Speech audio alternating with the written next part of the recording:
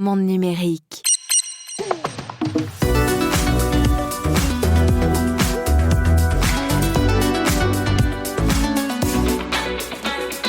Intelligence artificielle, robots, lunettes connectées, cybercriminalité aussi. Que faut-il retenir de l'année 2025 ? C'est l'heure des bilans dans Monde numérique cette semaine. Avec Bruno Guglielminetti dans le débrief transatlantique, on verra comment l'IA a fait un pas de géant cette année, à la fois sur le plan technique, mais aussi sur le plan des affaires, avec des investissements records et des attentes encore plus fortes évidemment pour 2026.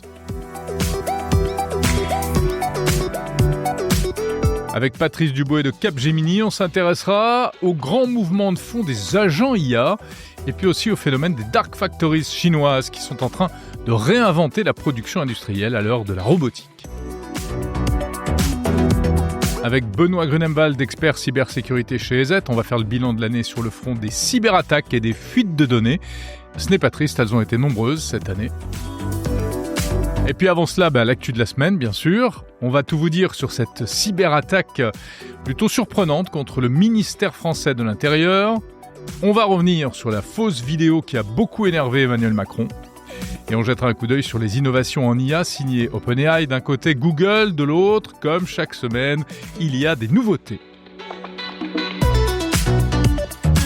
Enfin, vous découvrirez une étonnante invention française, un détecteur anti-drone. En plus, son inventeur est un ancien commando de marine, et autant vous dire qu'il a pas mal d'anecdotes, notamment sur la tech, à raconter. Bienvenue à l'écoute de Monde numérique, l'hebdo du 20 décembre 2025. Monde numérique, Jérôme Colombin. Ravi de vous retrouver, comme chaque semaine, pour ce nouvel épisode de l'hebdo. 50 minutes de news, de talk, d'interviews également. Dernier épisode avant l'année 2026. Et d'ailleurs, cet épisode est un peu plus long. Allez, 1 heure, c'est cadeau, puisque c'est le dernier de l'année. La semaine prochaine, on n'est fait pas d'hebdo. On va marquer une petite pause, c'est Noël.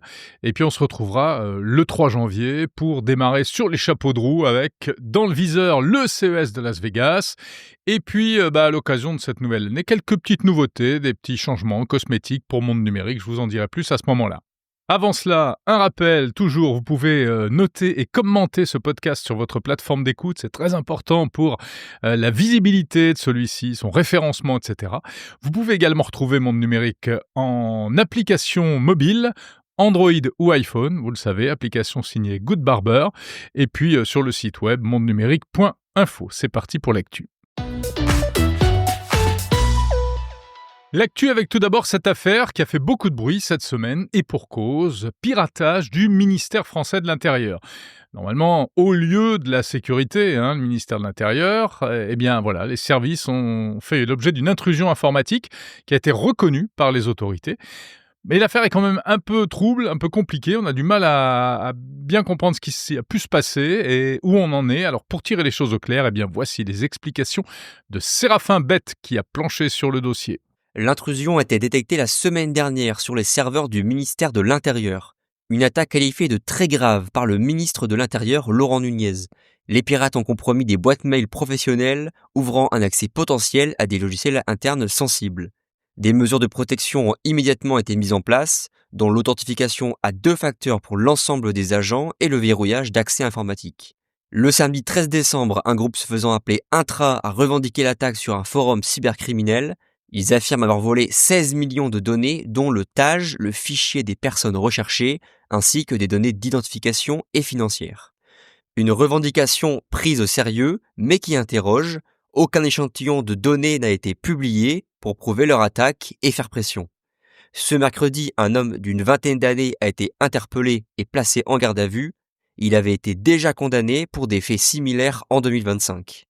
2 enquêtes judiciaires et administratives sont toujours en cours et menées par l'Office d'anti-cybercriminalité. Le ministère reste discret sur l'étendue exacte des données compromises. Alors ce n'est pas tout, Séraphin. Quelques jours plus tard, autre alerte au cyberpiratage, cette fois-ci du côté de la CAF, la Caisse d'allocation familiale. Dans un premier temps, les mêmes pirates que ceux du ministère de l'Intérieur seraient parvenus à récupérer plus de 22 millions de données personnelles, concernant plus de 8 millions de Français. En tout cas, c'est ce dont ils se sont vantés sur un forum spécialisé, Branch Forum, en fanfaronnant et en parlant de cadeaux de Noël pour la France. Sauf que la CAF assure qu'aucune intrusion n'a été détectée. Elle précise que, contrairement aux affirmations relayées par ce groupe, aucune intrusion ni faille n'était détectée dans nos systèmes. Notre système d'information n'a jamais été piraté et reste pleinement sécurisé. Et c'est ce vendredi que le ministère des Sports a confirmé avoir subi un vol de données concernant 3,5 millions de personnes. Le lien très probable entre les deux affaires, le vol de données du ministère des Sports concerne ceux du dispositif d'aide Pass Sport, reposant sur un croisement avec les bases de la CAF. Bref, pas mal de désinformations au sujet de ces affaires et des informations erronées. Voilà, et en effet, méfiez-vous de ce que vous pouvez lire sur les réseaux sociaux, sur ce genre d'affaires, parce que en général, on se noie dans les détails et dans les interprétations parfois un peu douteuses. Merci Séraphin Bête, que l'on retrouve également par écrit sur le site mondenumérique.info dans la rubrique Actualité, où vous retrouverez d'ailleurs pas mal de news qui ne sont pas forcément traitées dans ces différents épisodes de podcast.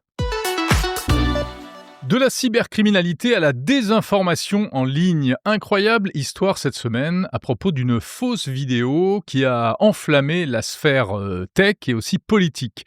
En fait, l'affaire a été lancée par Emmanuel Macron. De passage à Marseille, le président, qui s'inquiète beaucoup, on le sait, de la désinformation sur les réseaux sociaux, a évoqué une vidéo qui circulait sur Facebook et un message que lui aurait envoyé un chef d'État africain lui disant « Cher président, qu'est-ce qui se passe chez vous ? Je suis très inquiet ». En effet, la vidéo ressemblait à un reportage assez crédible avec une présentatrice face caméra qui évoquait un coup d'État en France, le renversement du président et la prise de pouvoir par un militaire.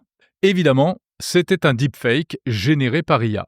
Mais Emmanuel Macron s'en est ému et il a expliqué, il a raconté l'histoire. D'abord, il a rassuré apparemment son homologue africain et puis surtout, il serait intervenu auprès de Facebook pour demander à ce que la vidéo soit retirée.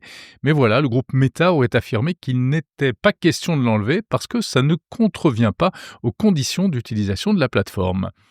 Alors, cette affaire est intéressante pour plusieurs raisons. Parce que d'abord, selon le Figaro, si Meta a fait cette réponse, c'est parce qu'en réalité, la vidéo était bien étiquetée comme une vidéo possiblement fake. Il y avait une étiquette disant qu'il pouvait s'agir d'un contenu créé ou retouché numériquement qui pourrait sembler réel. Autrement dit, une vidéo générée par IA. Bon, est-ce que c'est vrai ? Est-ce que l'étiquette en question était là depuis le début ? Est-ce que ça suffit ? C'est pas sûr.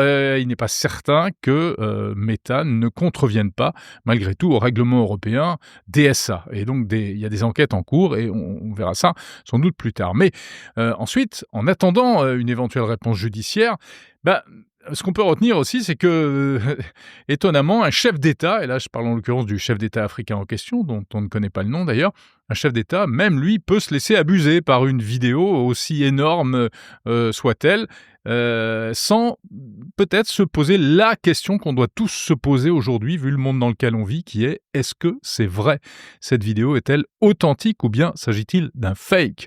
Bon, alors, cela dit, peut-être qu'il s'est posé la question, mais il a quand même sollicité directement Emmanuel Macron. Je n'étais pas dans l'intimité de la conversation. Mais c'est quand même intéressant de toujours mettre en évidence le manque de prudence qu'on peut avoir parfois face à ces contenus, même si, par ailleurs, ils sont problématiques, voire illégaux. Enfin, troisièmement, la vidéo en question, d'où vient-elle ?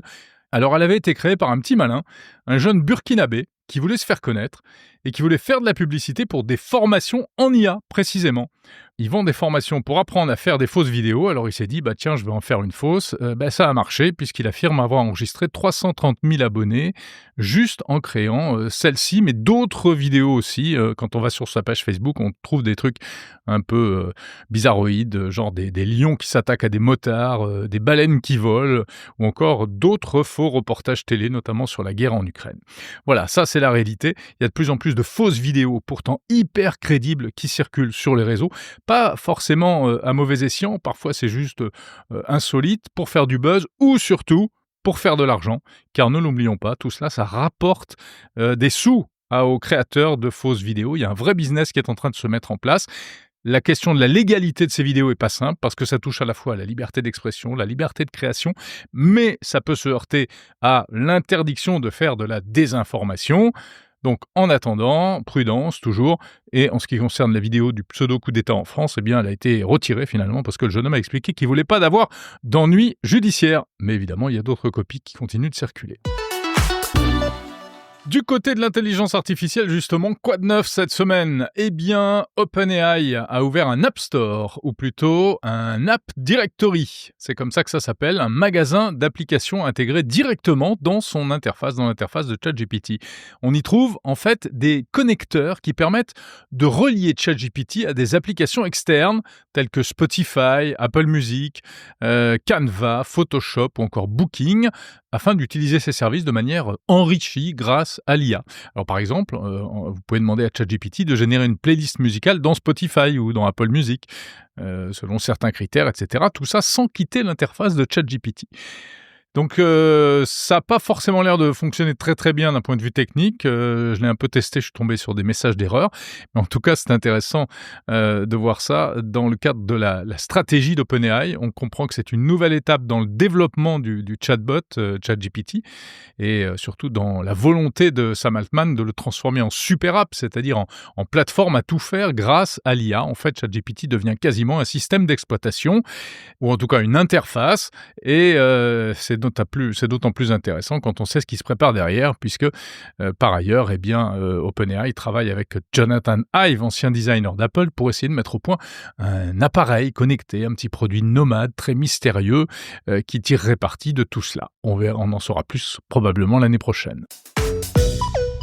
Google, de son côté, a lancé une nouvelle version de Gemini, grand concurrent de ChatGPT. Voici Gemini 3 Flash. Alors, il faut bien comprendre comment ça marche.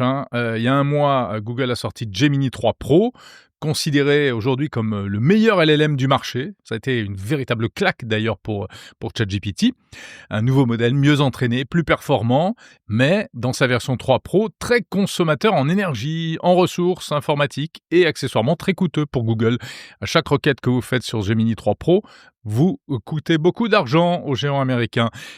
Et ça, c'est l'équivalent de ChatGPT 5.2 Thinking, c'est-à-dire, là, on parle donc des versions haut de gamme de ces modèles de langage qui mobilisent toutes les énergies. Mais comme on n'a pas toujours besoin, quand on fait une requête, de la puissance d'une centrale nucléaire, façon de parler, quand il s'agit par exemple simplement de répondre à une question sur une recette de cuisine, eh bien, il existe aussi des modèles plus légers. Alors, chez OpenAI, c'est ChatGPT 5.2 Instant, et chez Google, voici Gemini 3 Flash. Ce sont donc des versions plus rapides, plus légères, je l'ai dit, mais possiblement moins performantes, donc pas appropriées à des requêtes complexes.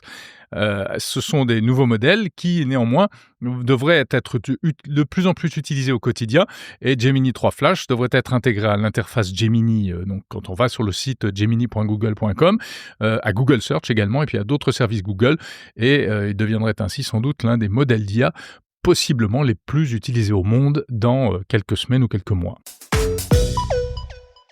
Ça y est, TikTok passe sous pavillon américain, en tout cas aux États-Unis. La plateforme a signé un accord pour céder le contrôle de ses activités aux États-Unis à une co-entreprise qui sera dominée par des investisseurs américains. On y trouve notamment Oracle, Silver Lake, MGX, et puis il y a aussi le fonds souverain d'Abu Dhabi, qui lui n'est pas américain. C'est une info qui est tombée en fin de semaine, et c'est un peu la fin d'un long suspense, car rappelez-vous, on parlait déjà de cette histoire de TikTok il y a 1 an, à la même période, et puis même avant, en fait, TikTok était menacé d'interdiction aux États-Unis pour ses liens avec la Chine, puisque c'est à l'origine une plateforme chinoise. Un accord semble donc avoir été trouvé après, on peut dire, des années de tractation, et ça permet à TikTok, à l'application TikTok, donc de continuer à fonctionner aux États-Unis, au grand soulagement des jeunes utilisateurs américains. Après des années de tensions politiques et réglementaires, mais ce n'est pas tout à fait terminé, parce que la transaction doit encore être peaufinée pour être finalisée normalement le 22 janvier 2026. Concrètement, sur le plan opérationnel, c'est la co-entreprise américaine qui va donc s'occuper maintenant de traiter tout ce qui est protection des données des utilisateurs américains, également la sécurité de l'algorithme, la modération de contenu, les logiciels, etc. L'annonce précise également que l'algorithme de recommandation va être réentraîné à partir de données d'utilisateurs américains exclusivement, afin de garantir un fil de contenu, en principe exempt de toute manipulation externe. Voilà, le PDG de TikTok, Shou Zi-Chew, a dit que c'était bien, mais qu'il restait encore beaucoup de travail pour finaliser cette opération. Et pendant ce temps-là, en France, les réseaux sociaux interdits aux moins de 13 ans. Ça y est, c'est fait. Enfin presque, théoriquement et pour l'instant, car c'est le Sénat qui a voté en première lecture le 18 décembre la loi qui vise à protéger les enfants des écrans en interdisant les réseaux sociaux avant l'âge de 13 ans. Il y a également le bannissement des téléphones portables des écoles et collèges qui devrait être également définitif. Le Sénat explique que les adolescents de 13 à 19 ans passent désormais plus de 15 heures par semaine connectés, soit 1h30 de plus en à peine 2 ans, et a donc l'intention de mettre fin à ce qui est considéré comme une exagération qui nuit aux plus jeunes. Les plateformes devraient donc interdire l'accès aux réseaux sociaux avant 13 ans avec un mécanisme robuste selon ce texte. Un texte qui doit toutefois être encore voté à l'Assemblée nationale avant de devenir définitif.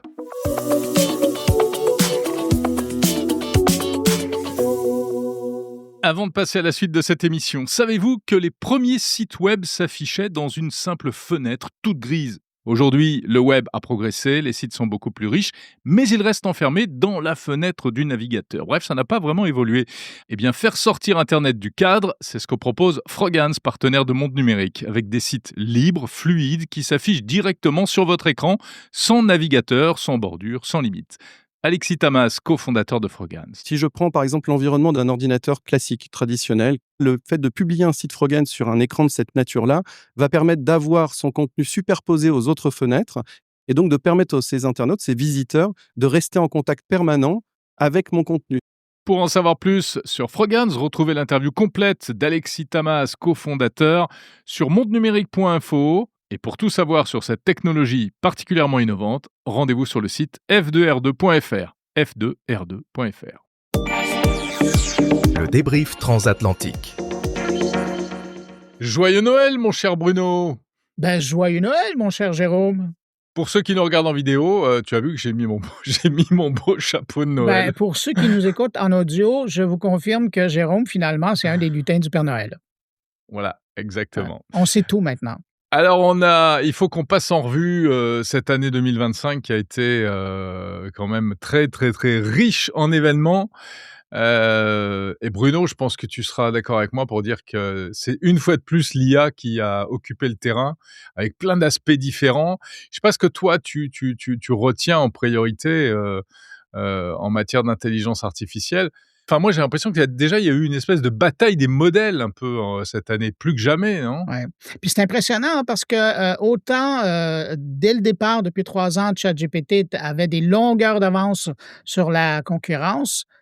En cette fin d'année, ChatGPT, ils sont pas à la bourre, mais et ça court. Quand tu as le patron Sam Altman qui dit code rouge, il faut faire quelque chose, ça veut dire que pas tellement copilote, mais Gemini de Google est vraiment en train là, de les rattraper. Et d'ailleurs, je lisais en ligne plusieurs personnes qui sont prêtes à mettre leur chemise à risque en disant que c'est Gemini qui va remporter la palme l'année prochaine. Ah ouais. Et pour le moment, ce qu'on voit, c'est que justement, il y a eu... mais parallèlement à ça, c'est de voir les milliards qui sont investis là-dedans. Encore cette semaine, je voyais là, qu'il y a Sam Altman qui est en train de faire de la tournée. On parle de quelque chose comme 75 milliards de dollars qu'il est en train de chercher pour investir là-dedans. Ça devient fou, là. Mais rappelle-toi, l'année avait démarré sur les chapeaux de roue avec le projet Stargate aux États-Unis. L'annonce de Donald Trump, fraîchement élu, qui réunit la crème de l'IA et de la tech d'une manière générale pour dire allez, on y va, on va mettre des data centers partout, je sais pas. Ouais, 500 milliards d'investissements, ouais. 500 milliards d'investissements. Bon, tout le monde s'est jeté là-dedans. Zuckerberg a dit oui, on y va et tout. Il n'y a pas eu beaucoup de suites. Cette année, alors évidemment, ils sont en train d'être construits, les data centers. T'es en Amérique, ça se construit pas en un mois comme en Chine. Ici, ça prend 3 ans. Ouais, c'est le monde réel. Ouais. Donc oui, tu as raison, c'est cette espèce de déluge, d'investissement, ce qui fait d'ailleurs, penser que enfin, c'est amusant parce qu'on a passé une partie de l'année, à se demander si, la bulle de l'IA allait éclater, enfin la bulle financière de l'intelligence artificielle allait éclater. Comme elle Elle l'a n'a pas fait pour l'inter éclaté pour l'instant. exactement, ouais. Et puis tu vois, la plupart des financiers, en tout cas, que j'entends, des propos qui m'arrivent, aux oreilles, ils ont levé un peu le pied par rapport à ça. C'est un peu comme Mmh. finalement, ils sont en train de voir tout l'investissement qui est fait, puis ils disent: «Ben, on est obligé de suivre le pas». Mais à un moment donné, on peut pas crier au loup en même temps qu'on donne à manger au loup, là. Ça va pas, là. Mmh. Ouais. Moi, j'ai entendu une lecture assez intéressante qui est que, et d'ailleurs on en parle cette semaine dans l'hebdo de Monde Numérique avec, l'un de mes invités, de Capgemini, c'est que, il y a peut-être une bulle financière, effectivement, ça va trop loin. Mais contrairement à ce qui a pu se passer, par exemple, au début des années 2000 avec Avec les l'internet, dot-com et cetera, ouais. là, on est quand même sur du tangible. L'IA, ça existe, l'IA, c'est en train d'arriver et il va se passer des choses et même si aujourd'hui c'est exagéré, de toute façon, il est certain qu'il y a une mutation qui est en cours et qui va Ouais. avoir lieu. Et d'ailleurs, moi, c'est un point qui m'a aussi intéressé cette année, c'est, l'arrivée de l'IA dans les entreprises, avec des situations contrastées. D'un côté, tu as Microsoft qui essaye d'imposer son Copilot partout, mais qui a un peu de mal, hein, parce que, on voit bien que, voilà, apparemment, les salariés ne l'utilisent pas assez dans les entreprises, hein. On leur a collé Copilot entre les mains, débrouillez-vous et puis en fait, soit ils s'en servent pas, soit enfin, ils se servent pas du tout d'IA, soit ils vont faire du ChatGPT, en loose day, ce qui est un En peu un dessous du problème. bureau, ouais, ouais. Voilà, exactement. Mais en même temps, les entreprises adoptent de plus en plus l'intelligence artificielle avec des conséquences intéressantes. Il y avait cette étude du MIT qui a montré que, paradoxalement, ce sont peut-être les plus jeunes qui vont souffrir de ça et en termes d'emploi notamment, parce que, eh bien, dans les entreprises, un senior avec, une bonne IA, il peut faire, le boulot pour lequel il avait précédemment besoin de quelques juniors Ouais. et du coup, ils n'embauchent pas les juniors en question. C'est quand même une profondeur, un Mais problème intéressant. Mais tu vois, exactement ce point-là, ce que ça m'a amené comme réflexion cette année, puis je le promène de conférence à conférence à la fin, c'est que je me dis: «Mais on va la trouver où la relève dans les Mmh, grandes entreprises?» Parce que exactement. ces gens-là qui faisaient partie de la relève, ben, pendant le 1er 6 mois, pendant la première année, ils faisaient ces petits boulots-là qui leur permettaient d'apprendre comment l'entreprise fonctionne et ils arrivaient à capter l'ADN de l'organisation. Mais là, Mmh. si on n'en a pas de besoin, ces jeunes-là qui devaient commencer à apprendre à connaître l'entreprise, puis je veux dire, à graduer au sein de l'organisation, ben, ils seront pas là. Non, non, c'est pas évident comme situation. Bon. Et tu veux pas me parler des lunettes, ça un peu, les lunettes, Ouais, connectées, les ça t'a pas un Ray-Ban. peu excité là, cette année? Ben, Les je sais que Ray-Ban et toi, ça t'a toutes les excité. autres? Ah ouais, ouais, mais écoute, ça on parle de ChatGPT quand on parle d'IA générative, on parle de Ray-Ban quand on parle de lunettes connectées, hein? Ouais et en 2026, on parlera peut-être de Google Glass, en tout cas de Ouais, Google. ça, j'ai hâte de voir, ouais. Mais tu vois, ils Heu, sont encore en train je reviens sur les Ray-Ban, de Meta, ce qui est intéressant, c'est de voir, tu sais, à un moment donné, je pense qu'il y a 2 ans de ça, je te parlais des fameuses, lunettes de EssilorLuxottica là ouais. qui allaient permettre aux gens de mieux entendre. Ben, Mmh. ce mois-ci, on a vu que Meta allait intégrer ça dans ses Ray-Ban. Quand Ah ouais? même. Oui. Ah, c'est génial. Ah Une bah, ouais, nouvelle c'est logique, fonctionnalité, je pense c'est que c'est bien. pour le moment, évidemment, comme d'habitude, uniquement disponible au Canada ou aux États-Unis, mais ça s'en vient chez vous aussi et donc, vous allez pouvoir bénéficier des petites caméras là, qui sont si détestées des gens, vont Mmh. pouvoir servir à marquer ton interlocuteur et donc à partir du positionnement de l'interlocuteur, adapter et envoyer ton son dans les mêmes, les petits haut-parleurs au niveau de l'oreille qui te permettent d'écouter de la musique ou d'écouter tes appels. Ben là, maintenant, tu vas pouvoir mieux entendre les gens qui sont devant toi. Ça, c'est Ça, intéressant. c'est une vraie, innovation qui fait beaucoup moins gadget que c'est vrai dans un sens, Ouais. que quand on parle d'IA, de trucs, d'assistants intégrés, et cetera et cetera. Mais, et c'est amusant parce qu'en fait, on parle de lunettes qui sont initialement des dispositifs pour Ouais. corriger la Ouf. vue et qui Ouais. là vont servir à corriger, L'ouïe. l'audition. Ouais. Donc c'est plutôt sympa. Non, mais Jérôme, je t'ai coupé la parole tout à l'heure, mais je veux t'entendre sur la robotique parce que toi, tu aimes beaucoup. Oui, j'aime beaucoup. Je trouve qu'il s'est passé des trucs intéressants, pareil en 2025. Moi, j'aime bien dire que 2025, c'est un peu quand même l'an 0 ou l'an 1 de la robotique humanoïde. Pareil, j'ai demandé à mes amis les chatbots, ce qui s'était passé cette année et il y a eu une trentaine de nouveaux modèles, qui ont été présentés ou annoncés et cetera. Donc une trentaine, c'est quand même, énorme, hein. Évidemment, grosse poussée chinoise, on l'a vu, Ah ben ouais. mais pas seulement. Les Américains, nous Poussée les russe Français, aussi. Chute russe. poussée et atterrissage russe, oui. On en avait parlé de ce pauvre robot russe qui s'est cassé la figure, Qui était dès bourré sa en rentrant sur bah, scène. écoute, faut pas se moquer. OK. Après, je trouve qu'il y a un truc intéressant parce qu'on ne sait pas où on va avec cette histoire-là. On dit que ça va arriver plus vite que prévu, ce qui est sans doute vrai. Peut-être dans les foyers, dans les familles, hein. Voilà, cette année quand même, commercialisation du premier robot humanoïde, hein, et enfin en tout cas en précommande pour 20 000 ou 20 30 000 000 dollars, je ouais. crois, Ouais. 20 000 dollars. Donc ça va arriver plus vite que ce qu'on croyait. Et en même temps, je me demande si on va pas être déçus.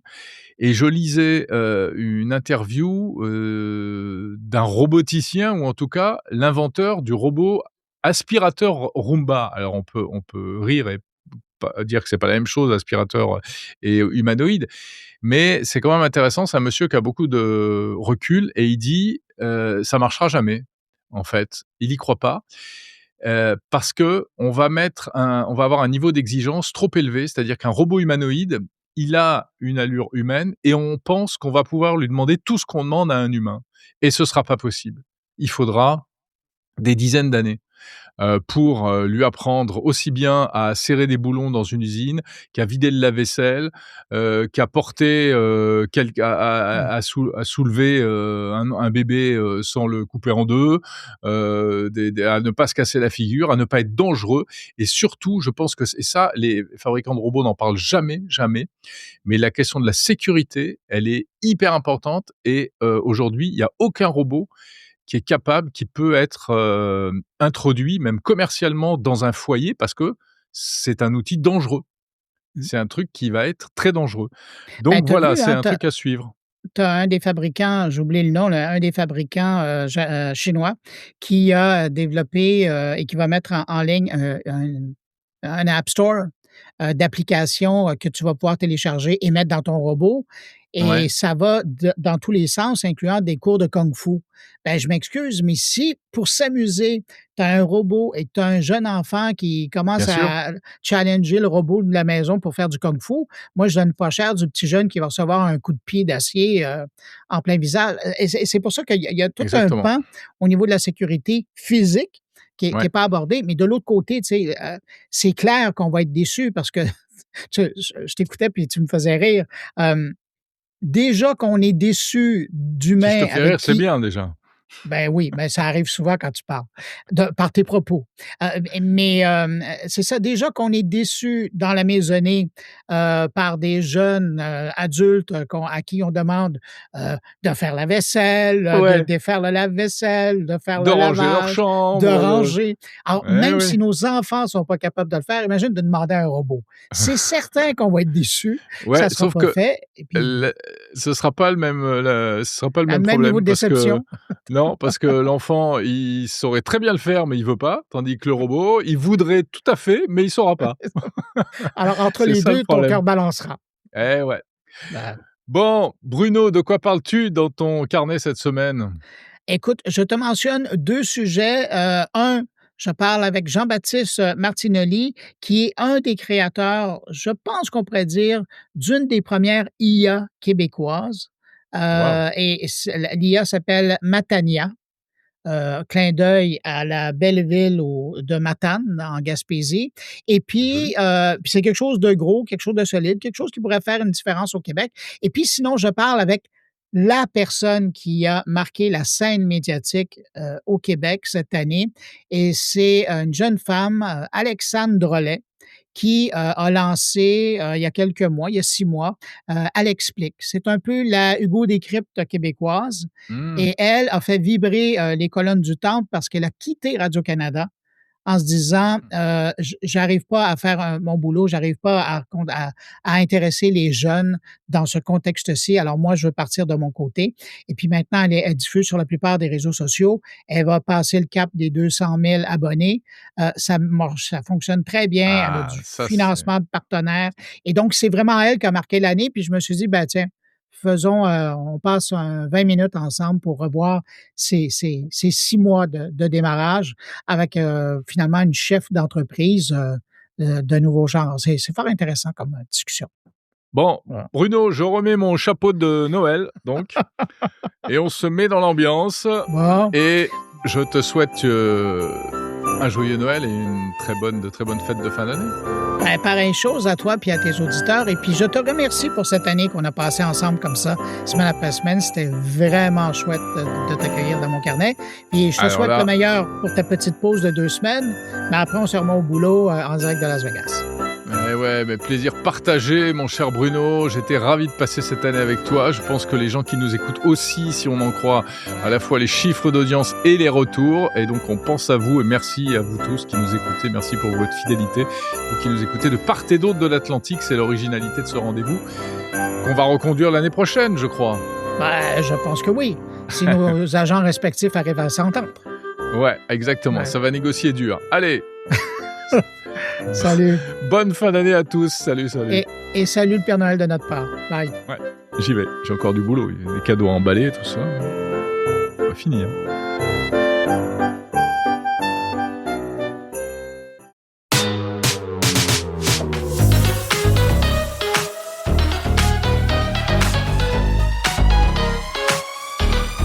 Monde numérique, le meilleur de la tech.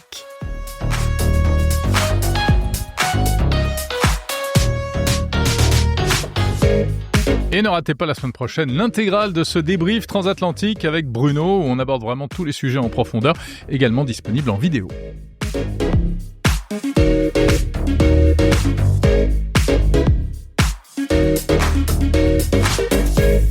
Dans la deuxième partie de cette émission, la parole à un ancien commando de marine, un militaire qui ne l'est plus et qui a eu l'idée donc d'inventer un système pour détecter les drones. On va également, avant cela, faire le bilan de l'année sur 2 registres, la cybercriminalité avec mon partenaire EZ, et puis avant cela, de manière plus globale, sur toutes les grandes tendances qui ont irrigué cette année 2025 avec Capgemini. Les interviews qui vont suivre sont proposées en version intégrale si vous écoutez Monde Numérique l'Hebdo Premium sur Apple Podcasts ou Spotify. Sinon, retrouvez-les en épisodes séparés long format la semaine prochaine sur toutes les plateformes. Bonjour Patrice Duboé. Bonjour Jérôme. Directeur de l'innovation pour l'Europe du Sud de chez Capgemini. Ravi de vous accueillir à nouveau dans Monde Numérique pour ce rendez-vous mensuel en partenariat avec Capgemini. Patrice, c'est la fin de l'année, c'est donc l'heure des bilans, tout naturellement, et du haut de votre tour de contrôle, vous avez observé tout ce qui s'est passé en 2025, vous avez aussi des idées sur ce qui va se passer en 2026. D'abord, si on doit faire un peu un bilan de l'année écoulée, quelles sont les grandes tendances à retenir ? Alors, une année très très riche en termes d'innovation et de technologie. Il serait difficile de conclure 2025 sans parler de l'IA générative et surtout des agents. Ils sont enfin arrivés, ils sont déployés. Donc, nous avons plein d'usages et l'un de ceux, je pense, qui est le plus déployé, c'est aider les call centers, par exemple, les centres de support des entreprises pour essayer de trouver une réponse précise à des cas récurrents qui reviennent. Donc, on a l'exemple dans une industrie où on a 40 ans de tickets de support qui ont été enregistrés. Ça peut être de la data, des images, des rapports. Et dès qu'il y a un nouvel appel qui arrive, en fait, on décrit le cas et l'outil va aller regarder dans les dizaines de milliers de cas et va ressortir en fait les causes possibles. Et aujourd'hui, cet outil est déployé sur des milliers de personnes, donc c'est vraiment à l'échelle et c'est ça qui est important aujourd'hui. Et ça permet de gagner 25% de productivité sur le temps de recherche des solutions. Donc voilà un cas très concret aujourd'hui qui est de plus en plus déployé. Alors l'IA, les agents, il y a un domaine aussi qui a avancé, semble-t-il, c'est le quantique, l'informatique quantique. Oui, toujours beaucoup de recherches. Pourquoi? Le quantique nous permet, d'aller plus loin, d'aller plus vite, de faire plus de calculs. On voit les applications immédiates, la météo. Aujourd'hui, on est passé d'une prévision à quelques jours, à pratiquement, 2 semaines. Pourquoi? C'est des simulations de modèles qui sont très consommateurs de données et le quantique va permettre d'aller encore plus loin, de faire plus de simulations encore plus rapidement. Ça, c'est le pour bon côté des choses. Également dans la recherche, scientifique pour la médecine, la recherche pour le cancer, c'est des choses qui sont vraiment très, très louables et qui vont nous aider. Dans le côté plutôt dark, sombre, la cyber, aujourd'hui, les malfrats, attendent aussi avec grande impatience, le jour où le quantique va permettre de casser, les clés de cryptage qu'on utilise aujourd'hui, parce que nos ordinateurs n'ont pas la Mmh. capacité à casser des clés de 128 ou 258 bits.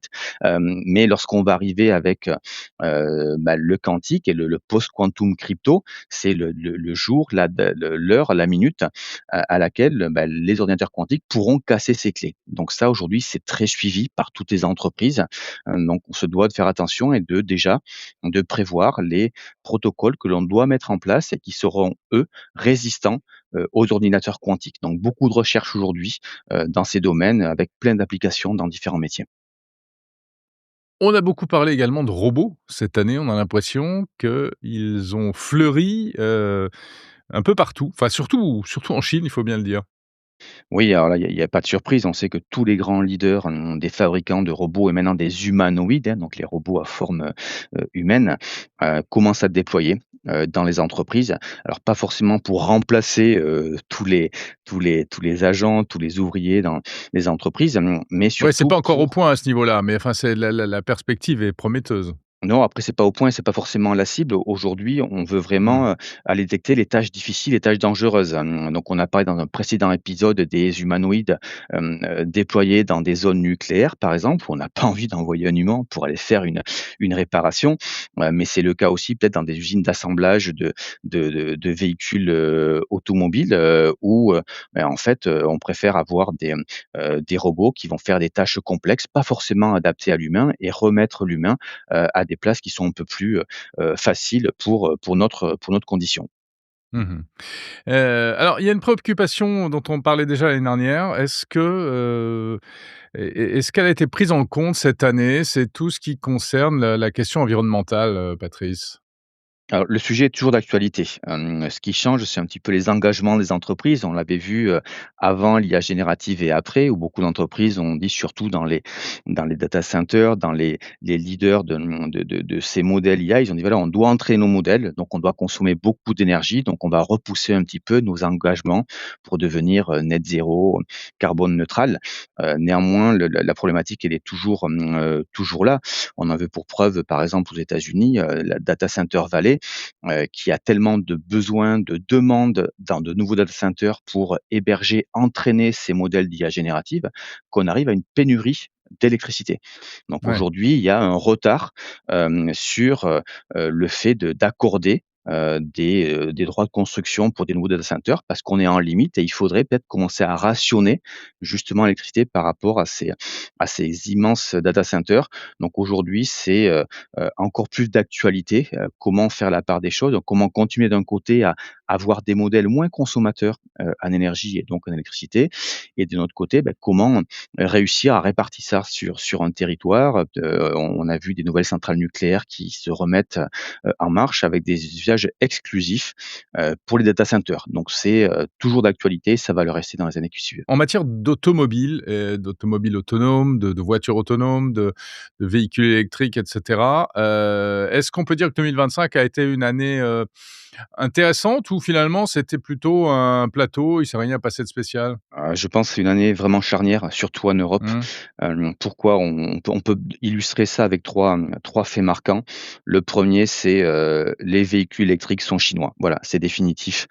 On le voit aujourd'hui, les parts de marché, elles sont Ouais. énormes. Vous voyez des On l'a véhicules vu arriver, hein, ça fait BYD, quand même voilà. plusieurs Vous les années qu'on le dit, voyez, hein. dans les rues, ils sont partout, ils Ouais. maîtrisent, la batterie, les usines.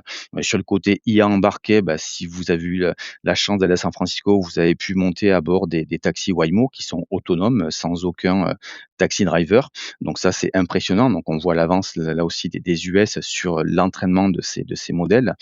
Et puis en Europe, il y a quelques jours, une décision assez forte, hein. Il avait été décidé que les moteurs thermiques se terminaient en 2035. Machine arrière, la Commission européenne a décidé de mitiger cette contrainte et donc les véhicules hybrides seront autorisés vu qu'il faut diminuer la consommation non plus de 100% mais de 90%. Et ces 10% sont très importants. Ça veut dire qu'on fait un pas en arrière et peut-être avant d'en faire deux. Donc là, on voit très bien que l'Europe est en position difficile et se laisse un peu de temps pour réfléchir et voir comment réagir pour essayer de ramener cette industrie en Europe. On a vu Vercor là, qui a inauguré sa nouvelle usine à Valenciennes, mais il va falloir aller plus loin. Ouais. C'est une bonne ou une mauvaise nouvelle, cette décision concernant les véhicules thermiques en Europe qui vont continuer à être autorisés? Je ne sais pas si je suis en position de juger cette décision. En tout cas, Tout elle est dépend de quel pragmatique, hein. côté on se met, quoi, hein. Exactement. Je Mmh. pense qu'industriellement, l'Europe n'est pas prête. Donc c'est Ouais. peut-être aussi une possibilité de continuer d'avancer, mais en préservant les emplois. Parce que si on décide de supprimer tous les moteurs thermiques en 2035, ça fait beaucoup d'usines qui Mmh. vont fermer en Europe. Donc c'est peut-être un équilibre à trouver. Merci Patrice Duboé, directeur de l'innovation pour l'Europe du Sud chez Capgemini. Merci Jérôme.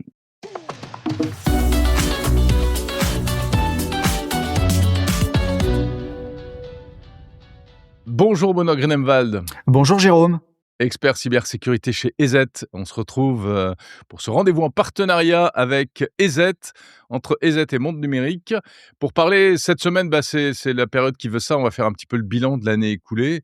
Et Benoît, si on devait regarder dans le rétroviseur en matière de cybercriminalité, cette année 2025, qu'est-ce qu'il faut en retenir? Eh bien moi je retiendrai qu'il y a eu un certain nombre, pour pas dire un nombre certain de fuites de données. Des fuites de données qui ont touché, à la fois, des entreprises, mais également, des fédérations françaises de sport, à peu près, un peu plus d'une dizaine, et que ça a touché également des services, para-étatiques, hein. Je pense à Page Emploi ou encore à France Travail. Oui, avec un impact vraiment, très conséquent, hein. Les chiffres des piratages, France Travail et France Travail qui a essuyé même plusieurs fuites de données. C'est des proportions qui donnent un peu le tournis.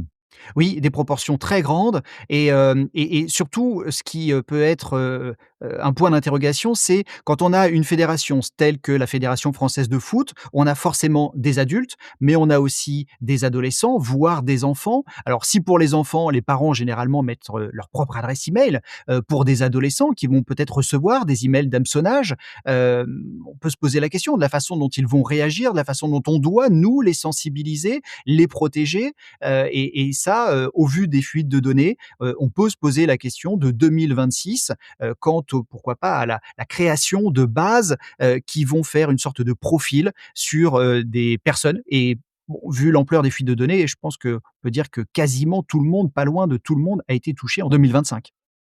C'est-à-dire que tout le monde a été touché en 2025, mais on en subira les conséquences qu'en 2026.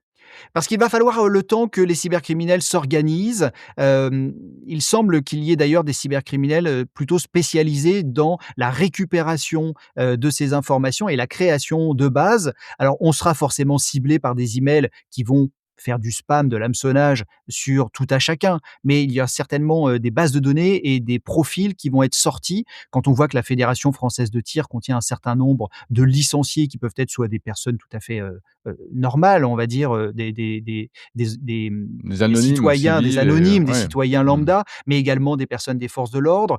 Eh Si oui. on arrive à recouper toutes ces informations, on peut, notamment grâce à l'intelligence artificielle, établir des profils et dans ce cas-là, on le voit, certains ont reçu la visite de faux policiers. Est-ce lié directement, à la fuite de cette, base de données? Les enquêtes le diront, parce que ça arrive, c'est pas la première fois que ça arrive, mais il y a certainement un effet, qui va permettre de voir s'il y a une corrélation entre ces événements. Ouais, c'est-à-dire que là, on sort du champ purement, virtuel et numérique, hein, et on s'aperçoit qu'il y a des passerelles véritablement avec le «monde réel» entre guillemets, ce qui est, pour le moins effrayant. Alors, vous parlez de l'IA, est-ce que 2025 a été, une année tournant en matière d'utilisation de l'IA par les cyberattaquants? Oui, parce que, donc là, on est, fin décembre, hein. Si on me demandait, en novembre, par exemple, quel est l'usage de l'intelligence artificielle et notamment pour écrire des logiciels malveillants par les cybercriminels, eh bien, il y a encore un mois, je vous aurais dit: «C'est simplement des tests où ça sert à faire une réécriture sur des petits morceaux de code, mais pas toute l'intégralité du code» et ça a drastiquement évolué, déjà entre, on va dire l'été 2025 et la fin de cette année, où des chercheurs ont trouvé des logiciels qui ont la capacité de se réécrire partiellement ou complètement grâce à l'intelligence artificielle et notamment par quelque chose que l'on n'avait pas vu avant, c'est l'utilisation d'API, c'est-à-dire que le logiciel malveillant est déployé, il arrive sur le poste de la victime et une fois qu'il est sur le poste de la victime, eh bien, il va discuter avec une intelligence artificielle qui, elle, est sur un serveur contrôlé par l'attaquant et lui poser des questions pour savoir si ce qu'elle a trouvé sur la machine de la victime est intéressant. Est-ce qu'elle va le chiffrer? Est-ce qu'elle va l'envoyer? Est-ce qu'elle va l'exfiltrer? Est-ce qu'elle va le détruire? Et là, on voit qu'il y a un stade a été passé par les cybercriminels dans l'utilisation de ces outils. Reste à savoir si on est principalement sur des proof of concept, c'est-à-dire des tests, ou si c'est vraiment bien utilisé. Bon, en tant que défenseur, moi, j'ai quand même tendance à dire que mes laboratoires voient en ces logiciels, pour l'instant, un début, de fonctionnement et que malgré tout, on arrive quand même à très, très bien les identifier et donc les bloquer. D'accord, bon ça c'est plutôt une bonne nouvelle. Au chapitre de l'IA au service de la cybercriminalité, il y a eu, cette, tentative, enfin cette utilisation, massive et importante de l'agent, Claude, hein, qui a été, détourné en fait par un groupe de pirates pour, pour des actions à mauvais escient. Exactement, alors c'est un rapport, hein, d'Anthropic qui dit que Claude les agents de Claude ont été utilisés, pour une attaque presque en un clic, en faisant en sorte que des agents, fassent, ce qu'ils savent faire de mieux, hein. C'est-à-dire qu'ils s'enchaînent, et à chaque étape, ils avaient demandé aux cybercriminels ce qu'ils pensaient des résultats pour pouvoir avancer et être guidés. Donc là, on voit un peu comme, les dark factories, hein, qui fonctionnent sans personne, que l'IA peut elle aussi, amener des cybercriminels à faire des attaques assez évoluées, avec des agents et donc avec assez peu d'interactions humaines. Oui, parce que le principe, c'est de vraiment de demander à l'IA de faire des choses pour nous et alors en plus, ils avaient découpé tout ça en petites tranches, hein, je crois, pour que ce soit pas trop repérable, et cetera. Tout à fait, bah, on sait, qu'une attaque, c'est à peu près 13 étapes qu'il faut enchaîner pour réussir, de l'analyse de la cible au premier pas dans l'entreprise, jusqu'à la découverte de ce qu'il y a dans l'entreprise et puis la charge utile, on va dire, l'exfiltration, le rançongiciel. Eh bien, grâce à ces agents plutôt, spécialisés, ben, ils ont découpé effectivement ces tâches, ce qui leur permettait au fur et à mesure de ne pas avoir finalement à coder. C'est-à-dire qu'un simple clic et puis là, le premier agent dit: «J'ai trouvé ça, est-ce que ça vous intéresse?» «Oui», on continue. Le deuxième a dit: «Bah, je vais tenter de l'attaquer comme ça». «Très bien, très bonne idée, essaye ça» et puis en fait, il y a plus forcément de code, c'est l'agent qui va réaliser les opérations et les enchaîner. Mmh. Benoît, est-ce qu'on peut imaginer que, l'IA alors c'est pas exactement ce que vous décrivez finalement, mais, si on se projette un peu, on a peur que l'IA, tue des emplois, remplace certains professionnels, et cetera. Est-ce que l'IA pourrait mettre au chômage les cyber, malfaiteurs? Et il y a aucune raison pour que ce que l'on va voir arriver, du côté légal ne se produise pas du côté illégal. Ce qui veut dire que, les moins bons et ou ceux qui n'utiliseront pas l'intelligence artificielle se verront très certainement dépassés, par, les techniques que nous mettons en place, nous défenseurs, qui seront plus robustes et qui vont demander à ce qu'ils soient, eux, attaquants, plus performants. Et donc s'ils n'arrivent pas à se mettre au goût du jour et ce fameux jeu du chat et de la souris, prend encore plus de sens, dans la période que nous vivons, eh bien, si eux-mêmes n'arrivent pas à se mettre au goût du jour, il y a de fortes chances pour qu'ils aient de plus en plus de mal, à réussir leurs attaques. Merci Benoît Grunemwald, expert cybersécurité chez EZ. Merci Jérôme.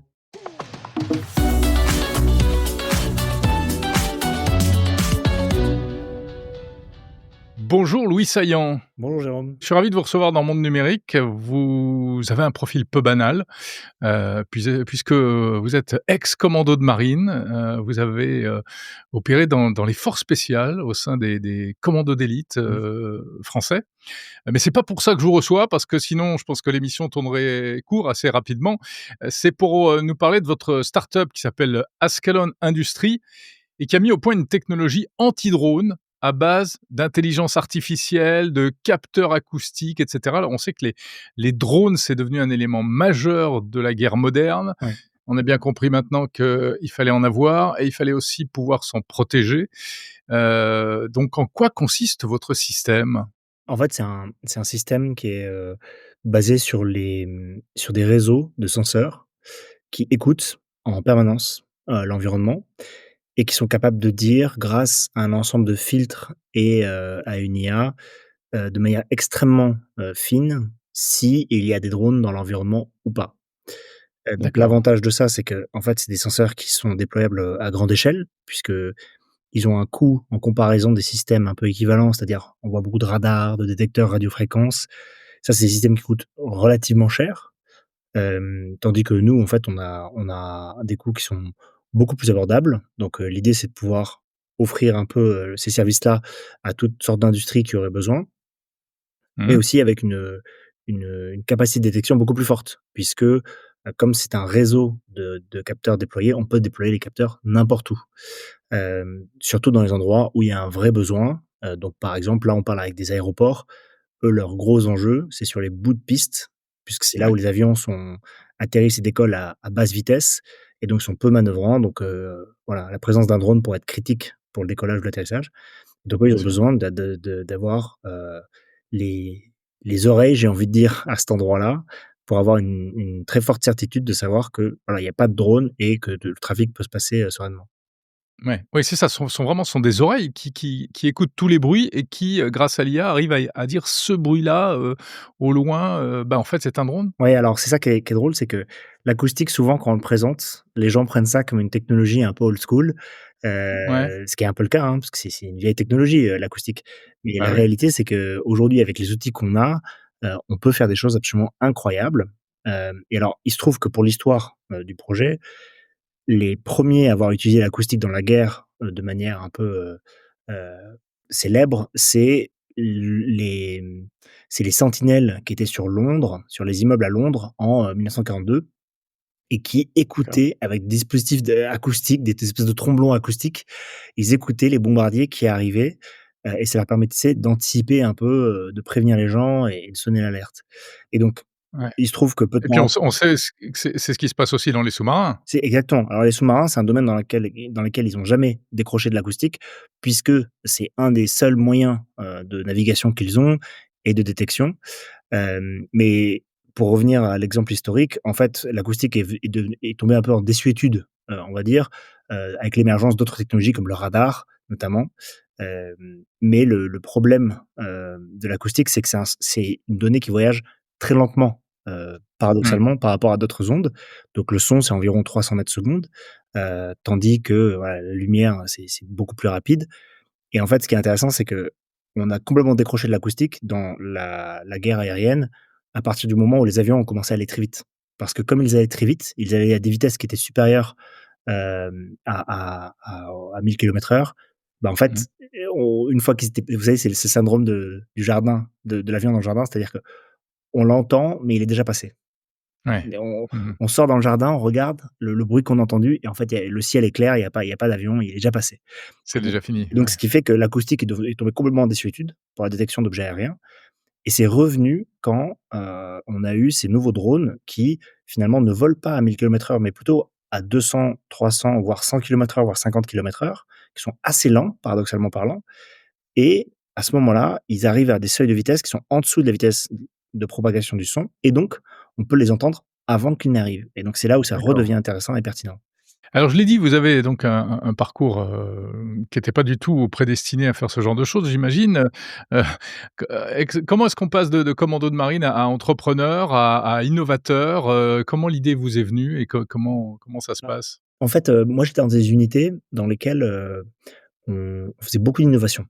C'est-à-dire qu'on a toujours on a des moi, je faisais partie de petites unités, qui étaient très débrouillardes. On n'avait pas toujours beaucoup de support. Il fallait qu'on parte parfois, très vite dans des endroits très isolés et quand vous partez vite dans un endroit isolé, bah, souvent vous vous retrouvez dénué de certains moyens. Alors Mmh. ça peut être des éléments, élémentaires, hein, des moyens pour faire la cuisine, des moyens pour transmettre des informations et cetera et donc on a toujours été excellents dans le système D, le fameux Mmh. système D, à se débrouiller, à fabriquer, à prototyper, à tester. Et puis donc ça, c'est le premier point et le deuxième, c'est que en fait, les gens ne savent pas trop, mais quand l'industrie de défense innove, quand il y a des innovations, bah, en fait, ils le font tester à certaines unités, dans l'armée, parmi lesquelles les opérateurs des opérations spéciales et donc moi, toutes les semaines, de ma carrière dans les opérations spéciales, toutes les semaines, on avait du nouveau matériel qui arrivait, qui était là en D'accord. test. On faisait des comptes rendus pour dire, voilà, la nouvelle lunette de vision nocturne, ce qu'on en pense, le nouveau brancard, le nouveau Ah ouais. véhicule et cetera et on avait un dialogue comme ça avec, le centre d'innovation. Donc j'ai toujours été baigné un peu dans un esprit d'innovation, de challenge aussi et puis du coup l'entrepreneuriat s'est un peu présenté à moi de manière naturelle, on va dire dans le continuité un peu de cet esprit de challenge, de vouloir tester des choses et de pousser les choses et voilà Ouais, donc vous étiez comme un journaliste tech ou un youtubeur quoi, qui teste des téléphones, mais vous, c'était des trucs pour faire la guerre, ouais, quoi. ouais, c'était très marrant parce que moi, je me souviens très bien, j'en parlais récemment avec des amis, on était très dur avec le matériel. Moi, je me rappelle Ah très bien bah, ouais. Bah de oui. matériel qu'on nous avait donné. Un industriel était venu nous présenter un matériel dans une petite valise Ouais. qui est rentré dans On une peut dire ce que c'est ou pas? je crois que c'était un je me souviens même plus du contenu parce qu'on Ouais. testait beaucoup de matériel. Je crois que c'était un système de transmission, léger, qui était qu'on transmettait qu'on baladait dans une valise. Vous savez, ces grosses valises noires renforcées en plastique Mmh. et Et je me souviens très bien, on un des gars discutait avec l'industriel, enfin en tout cas le responsable technique et lui disait: «Est-ce que c'est solide? Est-ce que ça marche? Enfin, est-ce qu'on peut le balader, dans la valise?» et on était à bord d'un bateau lorsqu'on faisait les essais et on était en train de rentrer dans le port et le gars le gars lui dit: «Oui, oui, il y a aucun problème, tout est très solide». Il prend la valise, il la ferme et le commando prend et la jette par-dessus bord Il l'achète à l'eau? sur le rivage où Ouais. il y avait des gros cailloux, Mmh. brise-lames et donc la pauvre valise va s'exploser sur les cailloux. Elle est restée en un morceau et le commando, il s'est tourné vers le technicien, il lui a répondu: «Ben, on va voir». Ah! Donc Ah c'était ouais, c'est carrément du crash test en ouais, plus, ouais. c'était un peu du crash test, quoi. On était Mmh. assez dur parce que quelque part, nous, on utilisait le matériel pour notre «survie» entre guillemets. Bien Fallait sûr. que ça tienne, quoi. Donc on n'avait Ouais, pas trop ouais. d'enjeux de commercialisation, moi j'ai appris tout ça, sur le après, hein, et en rétrospective, je me rends compte qu'on était très, très dur avec le matériel. On était intransigeants, voilà, on était intransigeants, mais quelque part, c'était bien aussi parce que ça nous permettait d'avoir un certain degré d'exigence qui est important pour la suite. Et vous avez vu des bonnes choses comme ça, du coup? Ouais, on avait du super Des matériel.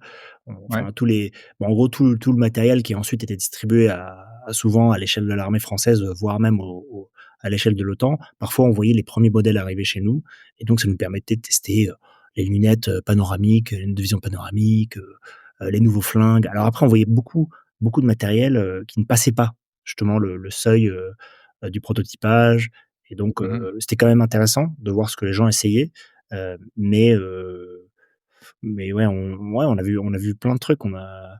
Après, il y a du matériel dont je peux pas parler parce que pour le coup, Ouais. c'était des matériels un peu sensibles qu'on utilise encore, qui sont pas grand public, donc c'est des matériels très spécialisés. Mais ouais, c'était toujours très excitant, quoi. Ça faisait partie un peu du boulot parce qu'il y avait le côté donc guerrier, on va dire, le côté militaire, hein, où on Mmh mh. s'entraînait à faire la guerre. Puis il y avait ce côté innovation à côté, où il fallait parfois, voilà, faire des comptes rendus d'essais, discuter avec les techniciens, ils essayaient de comprendre le besoin et cetera. Il fallait arriver aussi à leur exprimer, donc ça, c'était un jeu intéressant.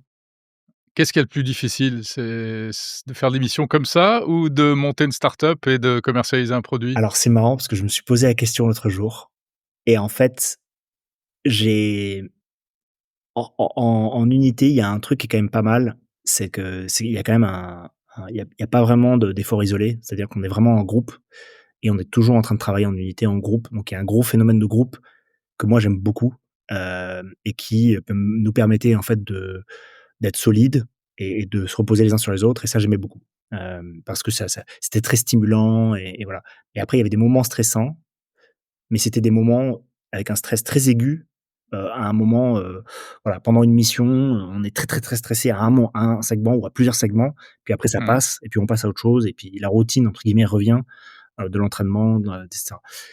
Et je me rends compte dans le monde, civil et le monde de l'entrepreneuriat en tant que start-up, c'est un stress qui est moins fort, donc les pics sont moins élevés, mais il y en a tous les jours. Et donc tous les jours, j'ai en moyenne une très bonne nouvelle et tous les jours, j'ai une très mauvaise nouvelle. Merci beaucoup Louis Saillant, cofondateur de la start-up Ascalon Industries.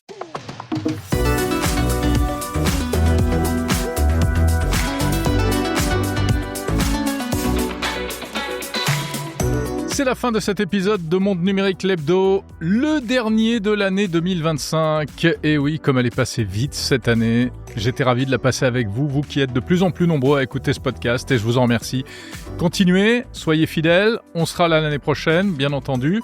Parlez-en à vos amis, incitez-les à s'abonner aussi. Et puis vous le savez, vous pouvez vous abonner à la newsletter et consulter également le site mondenumérique.info. Et puis toujours, au risque de me répéter, eh bien n'hésitez pas à laisser un petit commentaire et des étoiles des étoiles plein les yeux notamment sur Apple Podcast.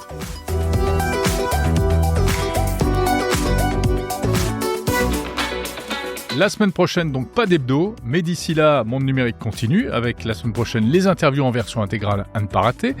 Et puis entre Noël et Jour de l'An, eh bien des petits épisodes spéciaux que je suis en train de vous concocter. On reviendra là encore sur les temps forts de l'année. À tout point de vue, on s'intéressera aussi au vocabulaire de la tech, les nouveaux mots qui sont apparus en 2025. Et puis bien sûr, pour épancher votre soif de podcast pendant cette période des fêtes, eh bien n'oubliez pas de vous abonner au podcast Maison Connectée. Maison Connectée by Monde Numérique. Déjà 6 épisodes disponibles sur les éclairages connectés, les protocoles de communication, les box domotiques, les interrupteurs, les assistants vocaux et d'autres épisodes qui arrivent. C'est la nouveauté de ces derniers mois pour les auditeurs de Monde Numérique. Rendez-vous le 3 janvier avec quelques petites nouveautés et on embrayera directement sur le CES de Las Vegas. Je vous souhaite très bonne fête de Noël, pleine de tech, je l'espère pour vous. Salut!